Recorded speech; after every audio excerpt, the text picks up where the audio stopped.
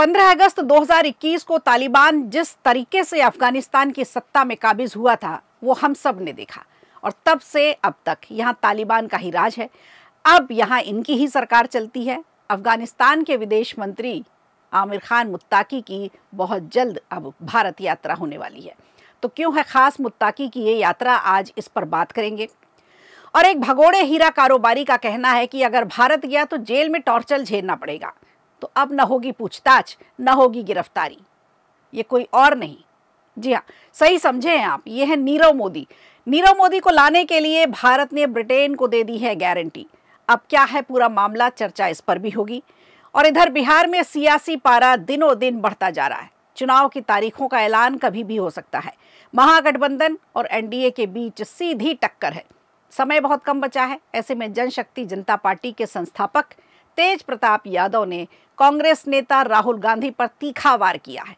लालू के बड़के लाल ने अब राहुल गांधी के लिए क्या कह दिया और चुनाव के समय क्या है इसके मायने, आज चर्चा इस पर भी करेंगे आज के शो में। नमस्कार, खबर प्रधान शो देख रहे हैं आप और मैं हूं संगीता श्रीवास्तव।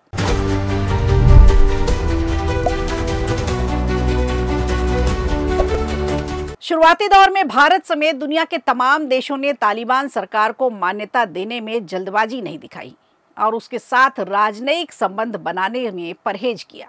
लेकिन धीरे धीरे कई देश आगे आते गए और तालिबान के साथ बातचीत शुरू हुई। यहाँ तक कि चीन जैसे देशों ने काबुल में अपने दूतावास भी खोल दिए। आज ये चर्चा हम इसलिए कर रहे हैं क्योंकि अफगानिस्तान के विदेश मंत्री आमिर खान मुत्ताकी जल्द ही भारत यात्रा पर आने वाले हैं और उनका ये दौरा जियोपॉलिटिक्स के नजरिए से बेहद खास बताया जा रहा है। विदेश मंत्री के रूप में मुत्ताकी की भारत की ये पहली यात्रा है। रिपोर्टों की माने तो मुत्ताकी 9 अक्टूबर को भारत आ सकते हैं और उनका ये दौरा 16 अक्टूबर तक रहेगा। विदेश मंत्रालय के वरिष्ठ अधिकारी तालिबान सरकार के साथ कई बैठकें कर चुके हैं। विदेश मंत्री एस जयशंकर ने ऑपरेशन सिंदूर के बाद पहली बार मुत्ताकी से बात की। अब समझते हैं कि किन किन मुद्दों पर बातचीत हो सकती है भारत के साथ। देखिए, ये तय माना जा रहा है कि मुत्ताकी की इस यात्रा के बाद कुछ बड़े फैसले, कुछ बड़े समझौते हो सकते हैं। मुत्ताकी की ये यात्रा चीन और पाकिस्तान को संदेश देने की भी एक बड़ी कोशिश है। अफगानिस्तान के विदेश मंत्री के साथ किन किन मुद्दों पर चर्चा होगी, हालांकि विदेश मंत्रालय ने इस पर कोई आधिकारिक बयान जारी नहीं किया है, लेकिन माना यह जा रहा है कि दोनों देशों के बीच तालिबान के साथ रिश्ते, आतंकवाद और कारोबार सहित कई आपसी हितों पर व्यापक बातचीत हो सकती है।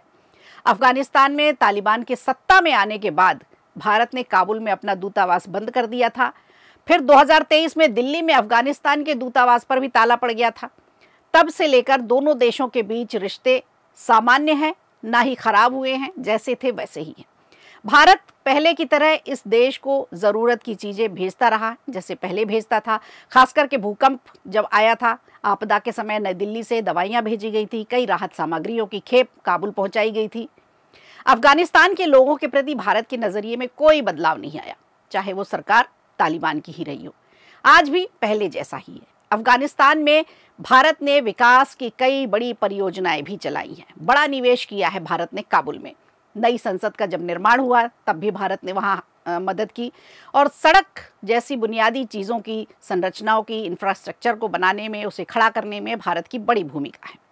मुत्ताकी अनाज और दवाओं समेत कई बुनियादी चीज़ों में भारत का सहयोग मांग सकते हैं, लेकिन पाकिस्तान अपने लिए इसे सीधी चुनौती मानता है। अब आपको बताते हैं कौन है आमिर खान मुत्ताकी, इस पर भी एक चर्चा कर लेते हैं। तो सोवियत और अफगान का जब युद्ध हुआ था, उस युद्ध के दौरान इनका परिवार पाकिस्तान चला गया था। इनका जन्म 1970 में अफगानिस्तान के हेलमंद प्रांत में हुआ था।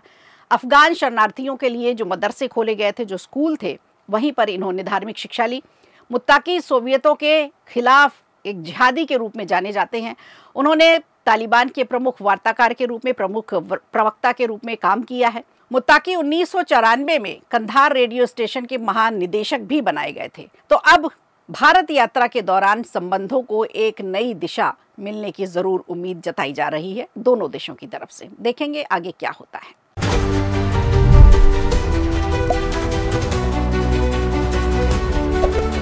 और इधर हीरा कारोबारी और भगोड़ा नीरव मोदी को भारत वापस लाने के लिए सरकार लंबे समय से प्रयास कर रही है। अब जब भारत सरकार ने ब्रिटेन को साफ संदेश दे दिया है कि अगर उसे भारत भेजा गया तो उस पर सिर्फ कोर्ट में मुकदमा चलेगा, कोई एजेंसी पूछताछ नहीं करेगी।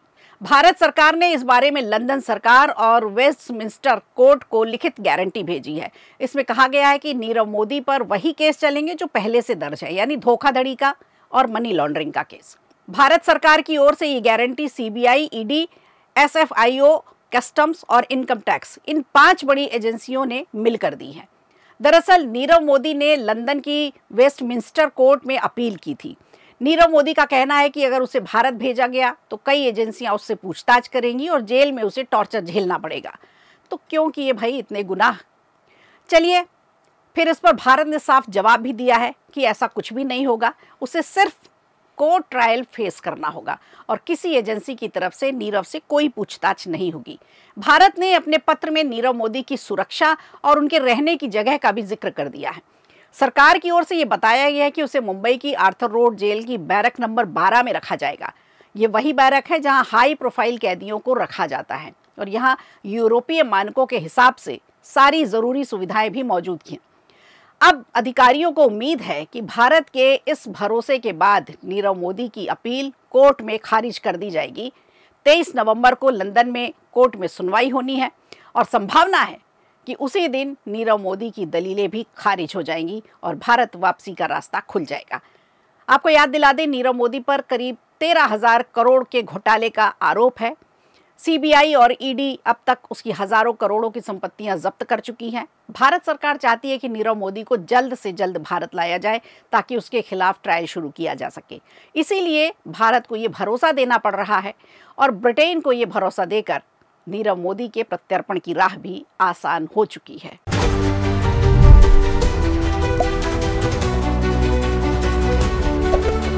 और इधर बिहार की बात करें तो बिहार की सियासत में इस वक्त चुनावी हलचल तेज हो चुकी है। तारीखों का ऐलान कभी भी हो सकता है और इस बीच नेताओं के बयान भी माहौल को और गरमा रहे हैं। आज का बड़ा बयान आया है पूर्व मंत्री और जनशक्ति जनता दल के संस्थापक लालू के बड़के लाल तेज प्रताप यादव का, जिन्होंने कांग्रेस नेता राहुल गांधी पर सीधा तंज कसा है।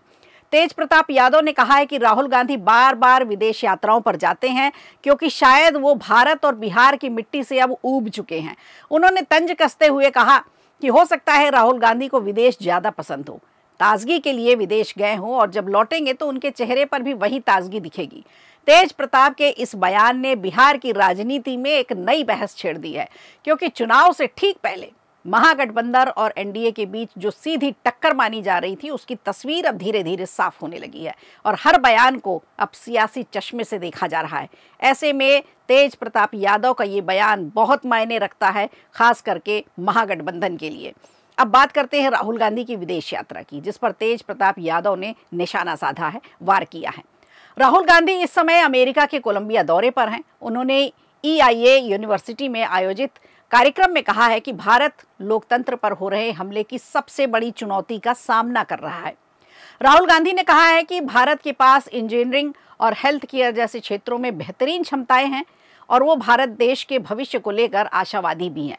लेकिन उन्होंने ये भी साथ में जोड़ा कि भारत की संरचना में यानी इंफ्रास्ट्रक्चर में कुछ कमियां हैं जिन्हें सुधारना बेहद ज़रूरी है। साथ ही राहुल गांधी ने भारत की विविधता को लोकतंत्र से जोड़ा। उन्होंने कहा कि भारत अनेक धर्मों, भाषाओं और परंपराओं का संगम है। इन्हें पनपने के लिए लोकतांत्रिक व्यवस्था अनिवार्य है, लेकिन फिलहाल लोकतंत्र पर व्यापक हमला हो रहा है और यही देश के लिए सबसे बड़ा खतरा है। यानी राहुल गांधी ने एक बार फिर विदेश में जाकर लोकतंत्र पर खतरे की बात की है। तो एक तरफ राहुल गांधी विदेश में लोकतंत्र पर हमला होने की बात करते हैं, वहीं बिहार में तेज प्रताप यादव उनके विदेश दौरों पर सवाल उठाते हैं, तंज कसते हैं। चुनाव से पहले बिहार से आ रहे नेताओं के ऐसे बयान किस सियासी करवट में बैठेंगे, ये देखना दिलचस्प होगा। हालांकि अभी तेज प्रताप यादव के इस बयान पर अभी किसी की प्रतिक्रिया नहीं आई है, खास करके कांग्रेस की तरफ से भी कोई बयान नहीं आया। ये देखना दिलचस्प होगा कि कांग्रेस इस पर क्या प्रतिक्रिया देती है। तो आज खबर प्रधान में इतना ही। दीजिए इजाजत, नमस्कार। वीडियो अच्छा लगा हो तो लाइक कीजिए, शेयर कीजिए और कमेंट बॉक्स में हमें जरूर बताइए।